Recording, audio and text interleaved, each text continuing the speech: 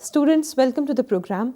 Topic to be discussed in today's program is National Education Movement towards the development of a national system of education.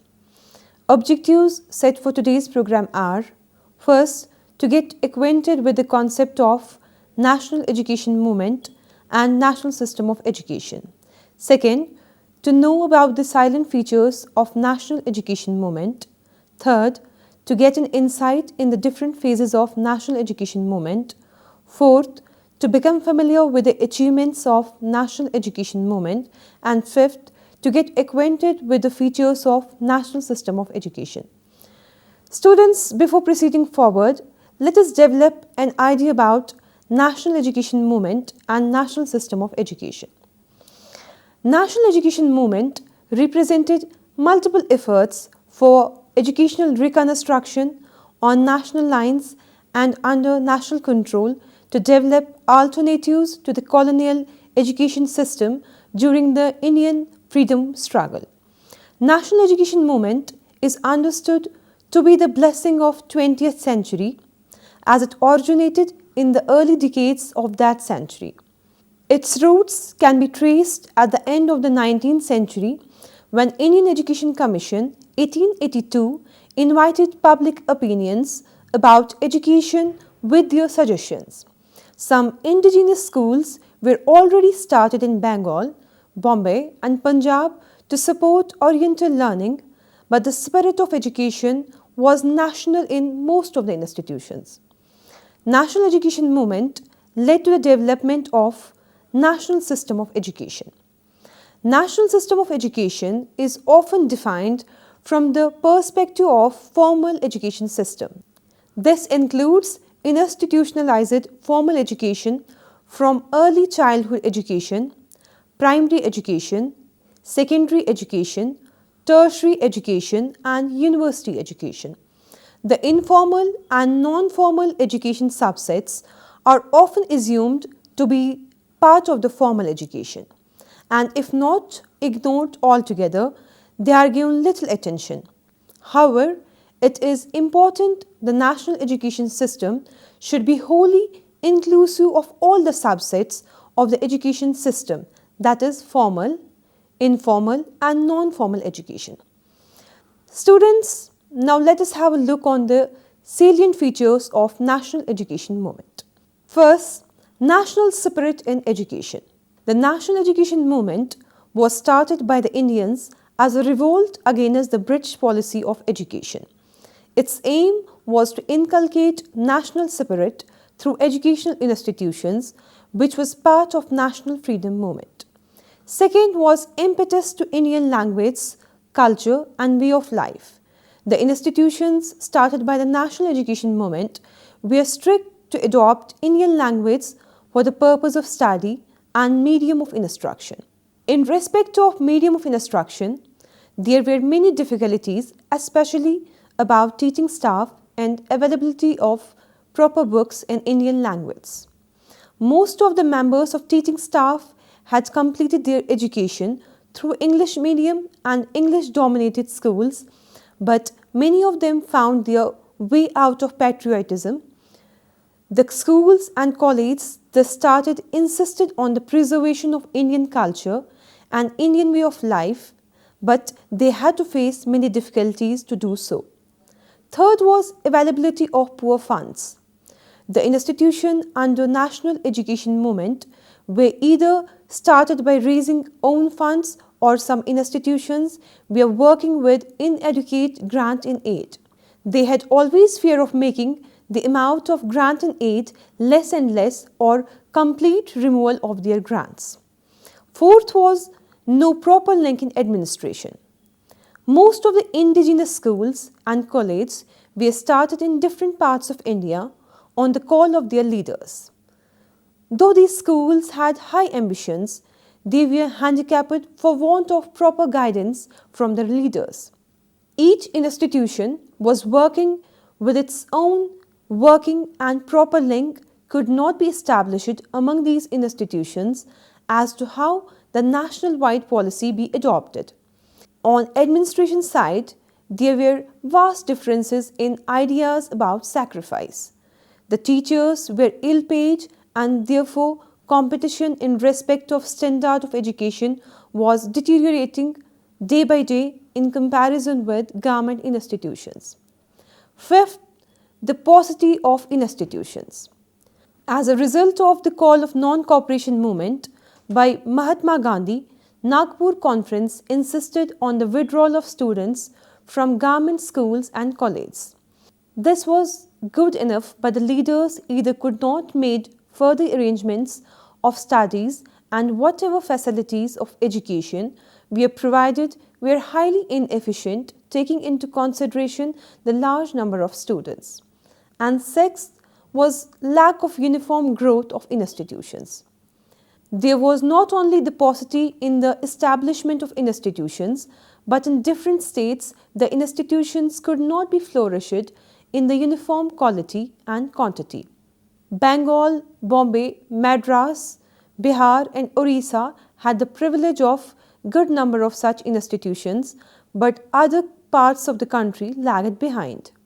Strict imposition of government rules was a serious obstacle in the growth of such institutions. Students, let us now discuss about different phases of national education movement.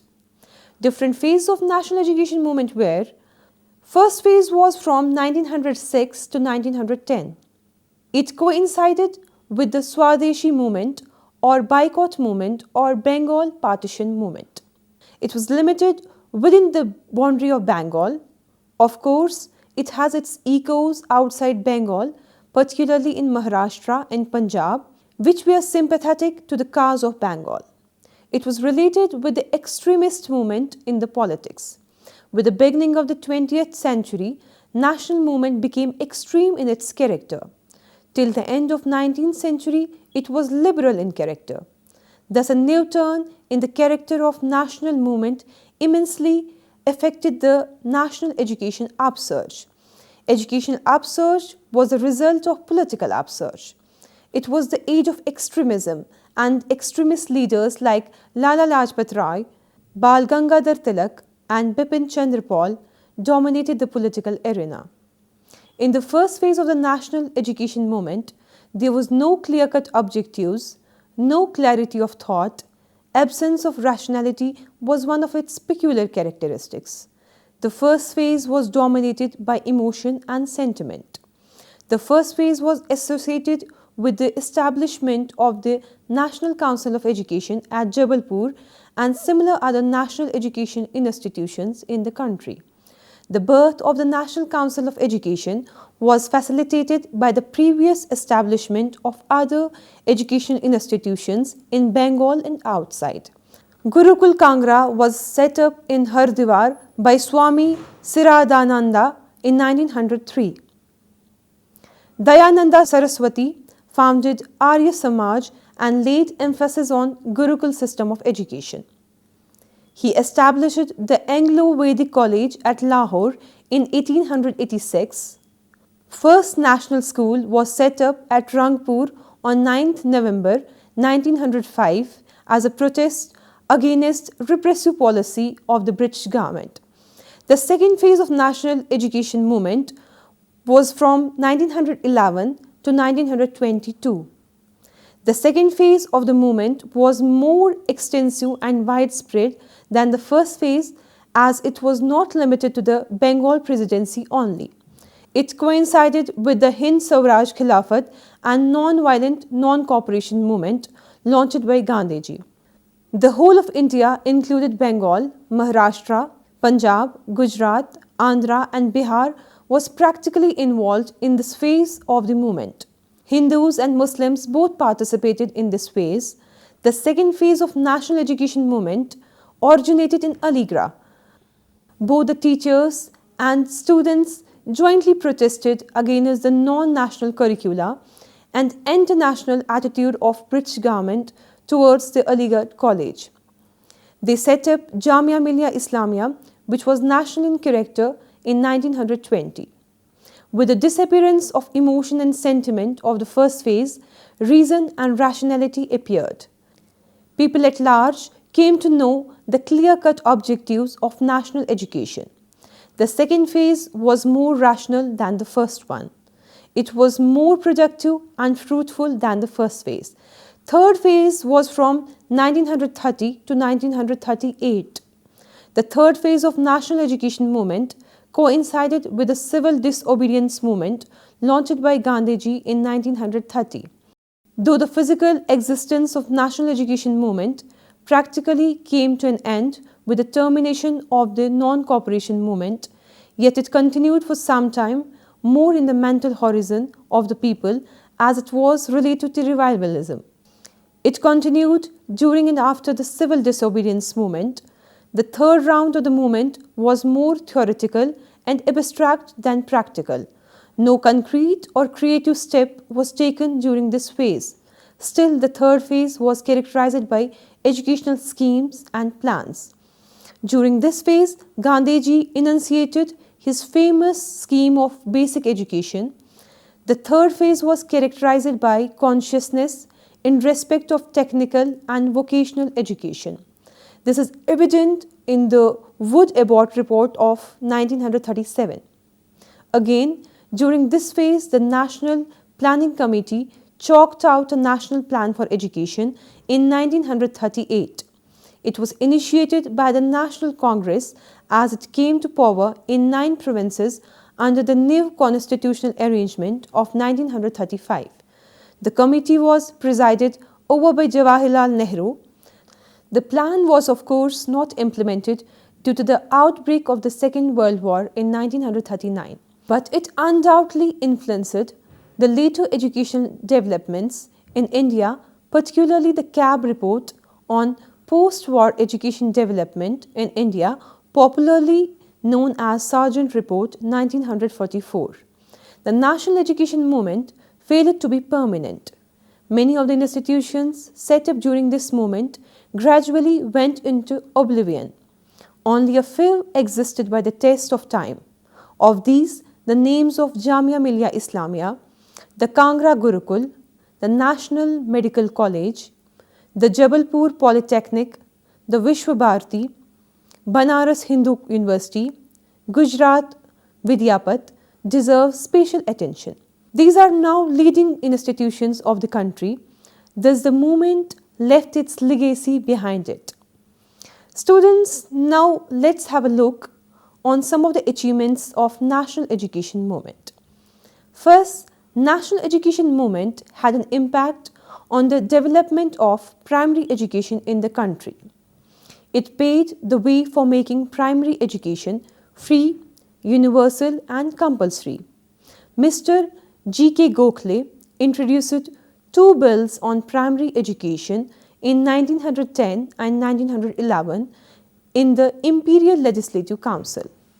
His main intention was to make primary education free, universal and compulsory for the boys in the age group 6 to 10 years in towns and states. Though the scope of the bill was very much limited, yet they suffered defeat in the imperialistic hands. But failures are the pillars of success. Inspired by Gokhale's bills, a large number of primary education acts were passed in different provincial legislatures to make it free, universal and compulsory. Of these, the Patil Act in Bombay 1918, Bengal Primary Education Act 1919, Madras Primary Education Act 1920, Bengal Rural Primary Education Act 1930 can specially be mentioned. Second, one of the major demands of the advocates of national education was instruction through the mother tongue. This demand has now completely been fulfilled. The subsequent committees and commissions supported the demand vehemently.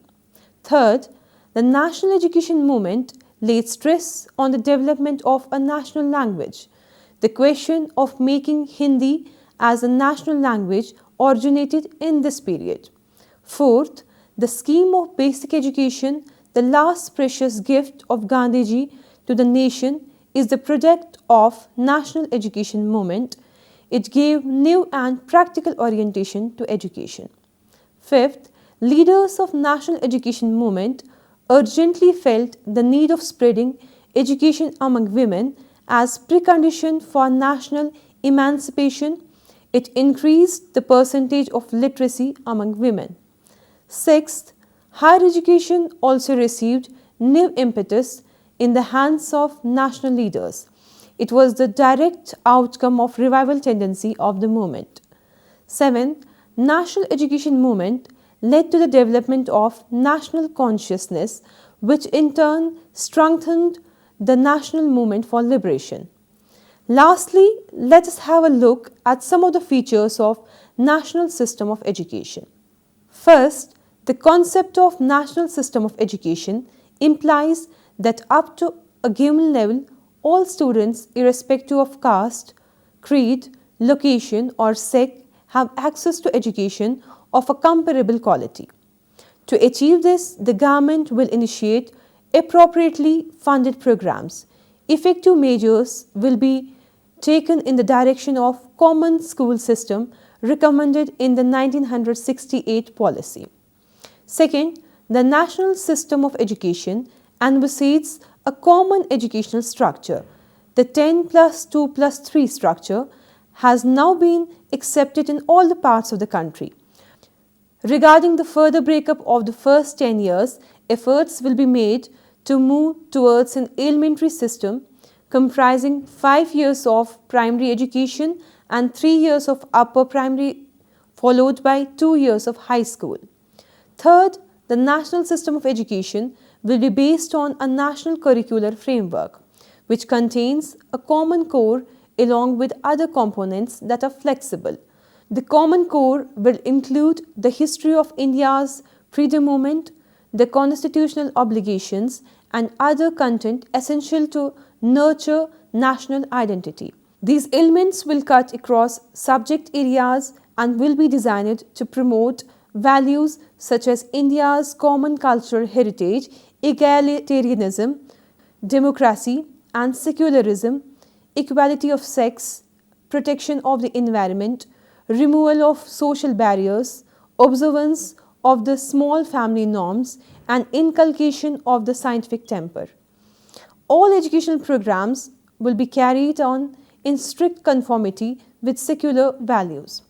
Fourth, of all factors which determine the quality of education and its contribution to national development, the teacher is undoubtedly the most important. It is on his personal qualities and character, his educational qualification and professional competence that the success of all educational endeavor must depend. Teacher must therefore be accorded an honorable place in the society. Their emolument and other service conditions should be adequate and satisfactory, having regard to their qualifications and responsibilities. Fifth, at the secondary stage, the state government should adopt and vigorously implement the three-language formula, which includes the study of a modern Indian language, preferably one of the southern languages apart from Hindi, and English in the Hindi-speaking states. Suitable in Hindi and or English should be available in universities and colleges with a view of improving the proficiency of students in these languages up to the prescribed university standards. Sixth, to promote equality, it will be necessary to provide for equal opportunity to all, not only in access but also in the conditions for success. Besides, awareness of the inherent equality of all will be created through the core curriculum. The purpose is to remove prejudice and complexes transmitted through the social environment and the accident of birth. Seventh, the nation as a whole will assume the responsibility of providing resource support for implementing programs of educational transformation, reducing disparities, universalization of elementary education, adult literacy, scientific and technological research, etc. Eighth, lifelong learning is a cherished goal of educational process. This presupposes universal literacy. Opportunities will be provided to the youth, housewives, agriculture and industrial workers, and professionals to continue the education of their choice. at the pace suited to them. The future thrust will be in the direction of open and distance learning. Ninth, the institutions which will be strengthened to play an important role in giving shape to the national system of education are the University Grants Commission, the All India Council of Technical Education, the Indian Council of Agricultural Research and the Indian Medical Council. Integrated planning will be instituted among all these bodies so as to establish functional linkages and reinforce programs of research and postgraduate education. These, together with the National Council of Educational Research and Training, the National Institute of Educational Planning and Administration, and the International Institute of Science and Technology, education will be involved in implementing the educational policy.